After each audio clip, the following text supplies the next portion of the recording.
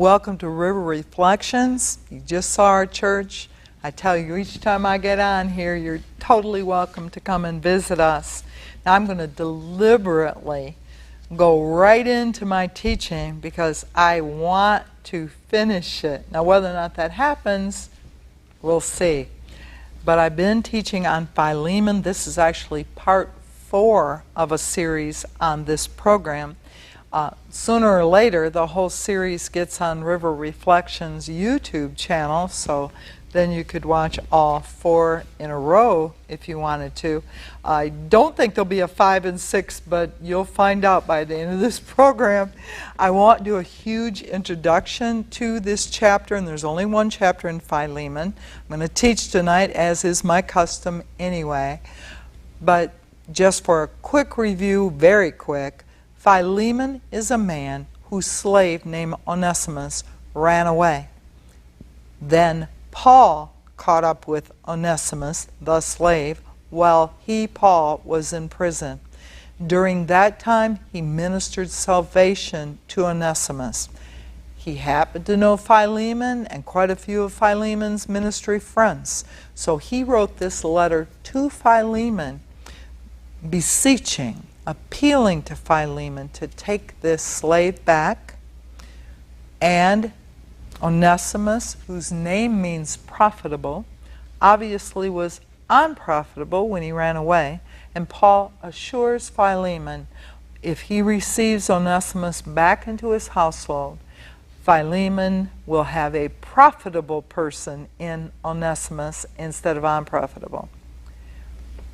Now, when I ended the last program, I had ended somewhere in the middle of verse 11 and began to talk about how most relationships have a reciprocal advantage. In other words, you find very few people who have best friends who the one person is always giving to the other one, has all kinds of gifts and talents and intellectual know-how and financial ability to take the other person out to eat or whatever, but it's all the one person giving and the other person receiving.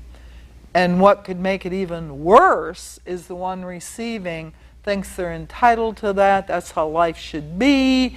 They should be the one where somebody else gives to, and it never occurs to them to give back. And that would be unusual, that the one giving would continue to see the relationship even, or the person, as a profitable person. When you take into account what profitable means, it means yielding advantageous returns or results. Now you hear people talk about, don't fool around with so-and-so. They always end up taking advantage of their friends. In other words, their friends become profitable to them, but they are not in return profitable to their friends. You get the picture? Now, Christians sometimes fall into a false mercy state. What does that mean? Where they feel guilty if they don't give to somebody that seems so needy and backwards. Well, they're backwards sometimes like a fox, because they find a way not to have to go to work every day like most everybody else. They go out to eat with people and, oh, I'm not hungry, and before you know it, when everybody else got the food they're going to pay for, they find a way, well, can I have a bite of that? Can I have a, by the time they're done, they've eaten just as much as everybody else. They just found a way not to pay for it. And I'm saying there are people who do take advantage of others. In fact, there are people that if they call or show up your door, you're wondering, okay, what is it this time? What multi-level organization sales thing did they get into that now they want to sell me their water purifier, their knives, their this, whatever it is, soap that they want to sell, and you don't see them. I'm not saying there's anything wrong with selling those things. I'm saying you don't see that person until they make a brave attempt for a change at making some money, and then it's something that you have to be a part of in order for them to be successful. That's a whole nother story.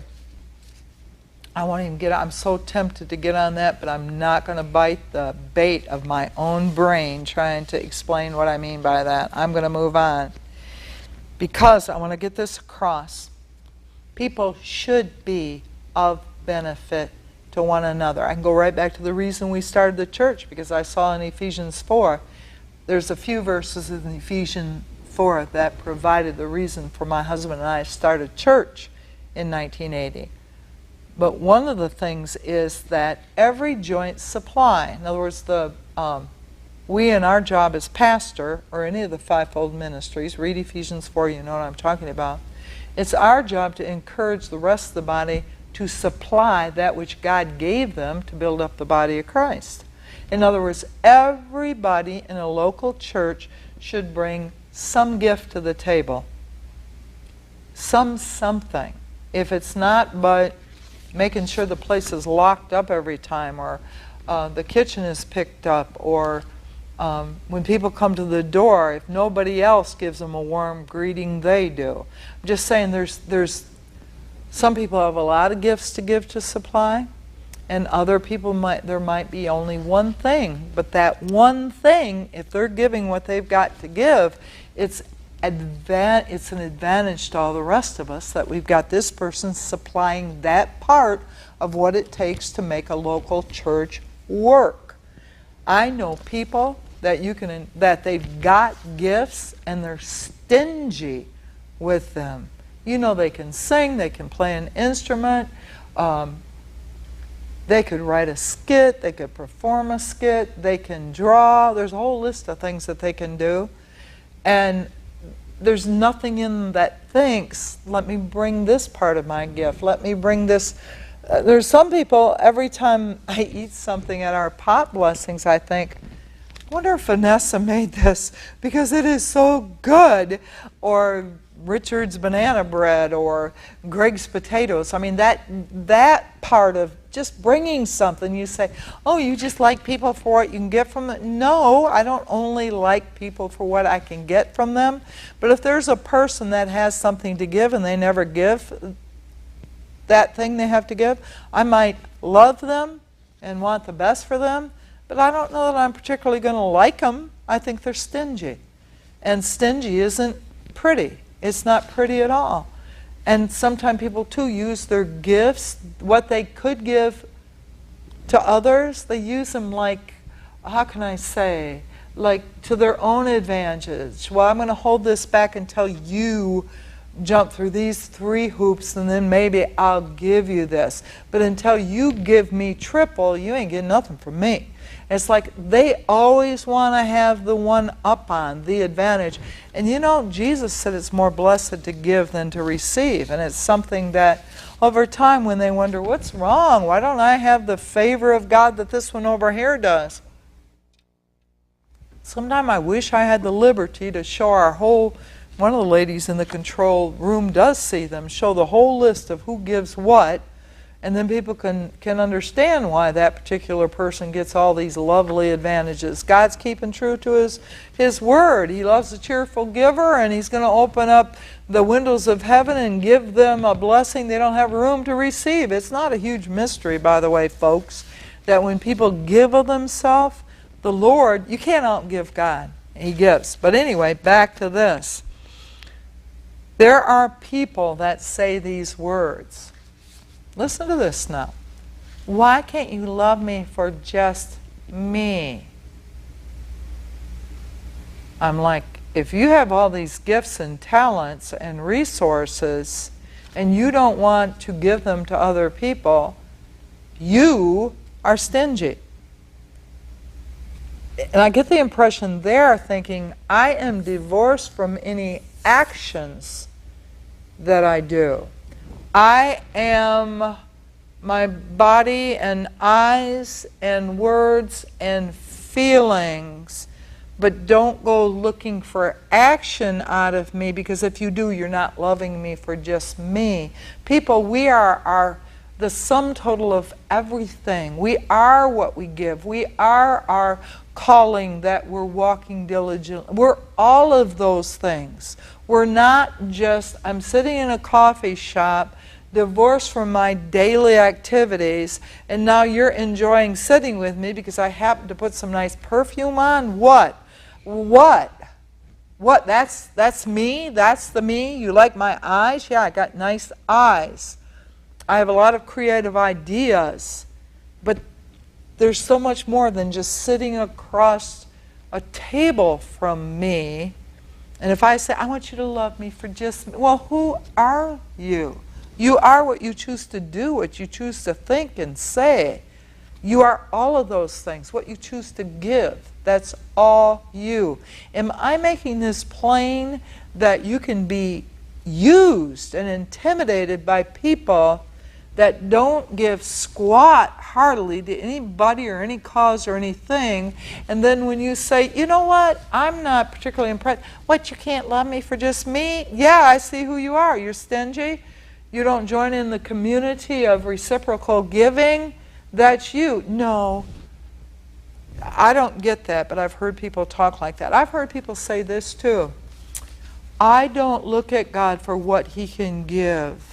I look for His face, not His hands. That is so much baloney. It just makes me want to go on a full-fledged teaching for 3 hours to show you all the times when the Israelis, and David in the Psalms too, would rehearse, this is what you did for us, this is what you did for this is what you did for us. That's His hand. That's His hand. And that's that same kind of thinking, I want to just dwell by you and look at your face. God is not just His face.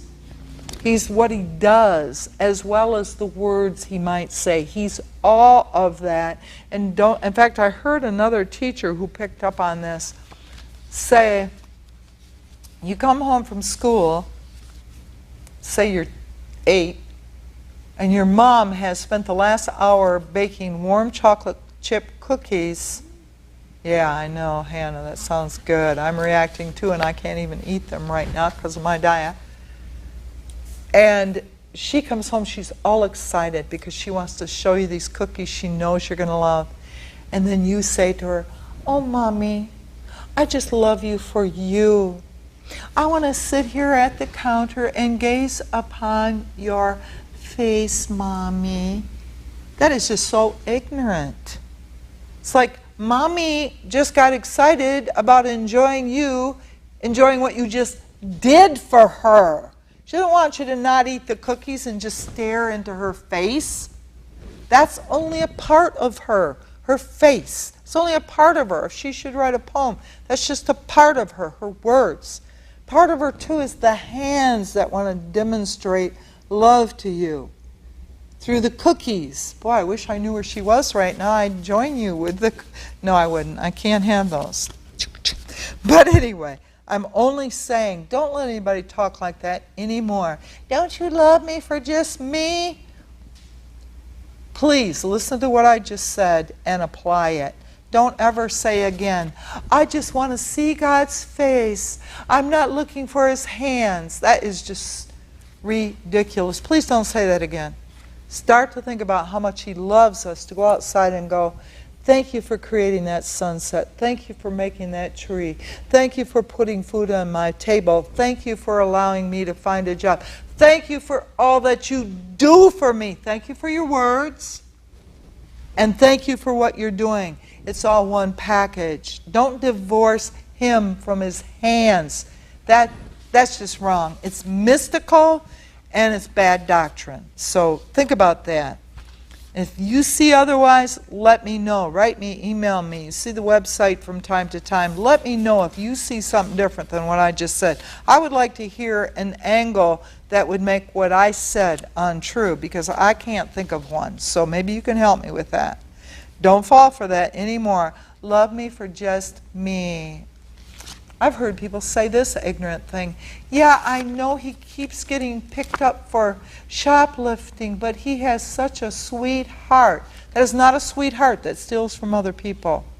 Just because he sits in the car with you while it's dark outside and whispers sweet nothings in order to take advantage of you does not mean he has a sweet heart. A thief does not have a sweet heart. Think of the whole person, not just words and flattery. Please, people, Let's get past that ignorance. You know who gets appreciated for just being? Little teeny babies, even if they poop all over you or do whatever it is the little teeny 3-week-old babies do. We love them just for being. That's about the last time we love people for just being. When they're babies and toddlers and actually can't yet do anything for other people, but they get to be 12 and 13 if they're still, isn't he cute? But he's normal and could do a whole lot of things, pick up the trash, do the dishes. We don't anymore. We might still love them, but we don't like them anymore if that's all they can give is having pretty eyes and a little dimple on their chin. Anyway, moving on for that, but I think it's so important, especially for those that are being flattered and played. Get that one straight, please. Prove it another way. No, I'm not going to get through Philemon. I can see it right now. Paul says to Timothy in 2 Timothy verse 2. I'll go to, chapter 2, verse 2. And the things you've heard of me among many witnesses, the same commit thou to faithful men who will be able to teach others also. In other words, don't waste your time teaching people that hoard it all up within themselves. Teach people that will turn around and do the work of teaching as well. You see that? We're not just going to give you words. Now go use it. There's a demand placed upon you. There's an expectation. I train you piano, go play it.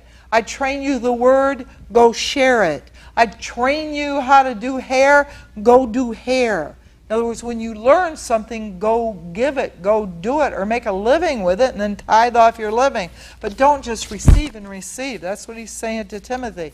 Discern who's not trifling, who will use what you teach them, and then pour into those people, not those people. Again, they're profitable for what they give out, not just because they're Cousin Ethel's kid, whatever.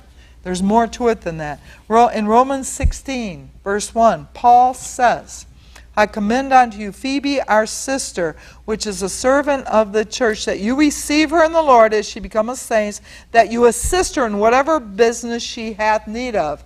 Now, did he go on to say, because she's so cute, she is just a fashion plate. I can't wait to see her nails every week because she mixed all these colors and they're just sparkling and beautiful. They're a work of art. He didn't say all that. He said, for she's been a succorer or a nourisher of many, and of myself also. She's been giving to people. She's been refreshing people. She's been a servant of people. Now you give to her. It wasn't for vainglory. It wasn't make her something special just because she was somebody's daughter. It's because of the work that she did. I want you to get that. Then he talks about Timothy in Philippians 2, verse 19. I'm going to send you Timothy so that he can tell me how you're doing. In verse 20, check this. For I don't have any, Robert and I talked about this trait today. I don't have any man like him who will naturally care for your state. Timothy's not about Timothy. Timothy goes somewhere and he actually cares what's going on there. He cares. He's not going there saying, wow, I'm a pastor now. I'm a teacher now. Please carry my briefcase and make sure there's plenty of grape juice and ice at the podium. And make sure that if I get... You know, I'm not just talking smack here. There have been people that literally in their introductory letter as a guest speaker include this. At the airport, make sure the car you pick me up in is at least this model and a make comparable to this make. And make sure the hotel I'm in is at least 4, if not 5. I'm serious. There have been speakers that, you know what? I don't even want that speaker at our church. Here comes Timothy, and he cares about the other people. He ain't thinking about himself and his career. He's thinking about those people. He's profitable. That's the whole point right now. Paul is sending Onesimus back to Philemon. My jump-off point was Philemon. And he's saying, this guy's going to be profitable. And then I went to that whole spiel about, don't kid yourself. We need to be mutually advantageous. Advantageous means you're profitable. And I'm bringing out illustrations of other people that are obviously profitable in the body of Christ. Everybody needs to be profitable. Shame on you if you've been in a church for 2-3 years and you've yet to even tell people that you're able to do certain things. People have talked about, you know, we need to fix this light switch. We hire an electrician, it's going to cost us, well, today it cost us to fix the switch $118 this very day when the electrician came. And this guy standing right here in business, he's an electrician, ain't told anybody he could do it. Now, if you're in a local church that needs a switch fixed and you're an electrician by trade, shame on you if you haven't opened your mouth. Now, if somebody starts to take advantage of you in a wrong way, then you need to open your mouth on the other side of the coin of, come on, you guys. I'm going to give to the church, but every time everybody in here builds a new house, I'm not going to wire the house for nothing. You got to open up your mouth too when you're being taken advantage of. But you don't need to be silent when you can give to the church. You get the point? You don't need to be taken advantage of, but at the same time, be profitable to your church, to your family, to your friends. Be profitable, like he's saying Onesimus is going to be. Why? Because now he's got the Lord speaking in their heart. Okay. And he goes on in 21 of still in Philippians 2, verse 21. He said, for, check this, most people are not profitable. It says here, for all seek their own, not the things that are the Lord's. In other words, most people are looking out for number one. I'm going to look out for number. There was a book back in the 60s or 70s, looking out for number one, as if that was a good thing. That's not a good thing. You love your neighbor as you love yourself. You look out for yourself. Yeah, you love yourself. The Lord knows that part. That's natural. But then you also look out for the good. Like Timothy, he'll naturally care for your estate too. He cares, actually cares. I met up with somebody in the parking lot today who said he hadn't been to church for 2 years because he said his pastor obviously was looking out for himself and could care less about the people, and this dude got wounded because of it. Well, I pray he forgives and moves on. Then Paul speaks about the serving that Timothy has done. And then he talks about Epaphroditus. Epaphroditus, that's a hard word for me to pronounce. Also in, are we in Philippians 2 here still? Yes, verse 25. He talks about this guy as his fellow soldier, but I love this part. He says he ministered to his own wants. Check this. Speaking of Epaphroditus. Verse 26 of Philippians 2. I'm still talking about being profitable. That's a sermon in its own right. For he longed after all of you. He was full of heaviness. Check this. Why was he full of heaviness? This is wild. Because they heard that he was sick. Now this dude is worried about them worrying about him. Oh man, I didn't need to burden with them with worrying about me being sick. Man, I feel so bad about that. Now they think something bad's going to happen to me. I didn't want to put that burden, that concern on them. That guy was a trip, but it gets even more. He was sick unto death, but God had mercy on him, and not on him, but on me also, lest I have sorrow on sorrow. Okay, I want to go to 29. Now I'm going to go to 30, because he's talking about Epaphroditus. Because for the work of Christ he was nigh unto death, not regarding his life to supply your lack of service towards me. This guy worked so hard in serving Paul, evidently got exhausted or something, got sick, and he liked to died. And then his first concern is, oh no, the saints are going to hear about the fact I'm sick, and now they're going to be burdened with that concern.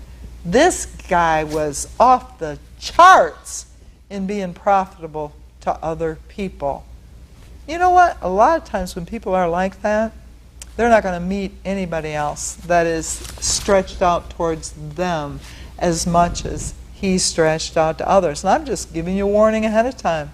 If you choose to let Christ be fully formed in you and begin to lay down your life the way Jesus Christ did, you're going to be in a class all of your own, and you're going to get a text sometime with, wait a minute, For 5 years now, I've gone out of my way to da-da-da-da-da. I can't think of one person that has ever reached out on this level to me. You know what? You're going to encounter that. Don't let that discourage you. Just think of this. Well, I'm getting to know God better because I know the fellowship of his sufferings.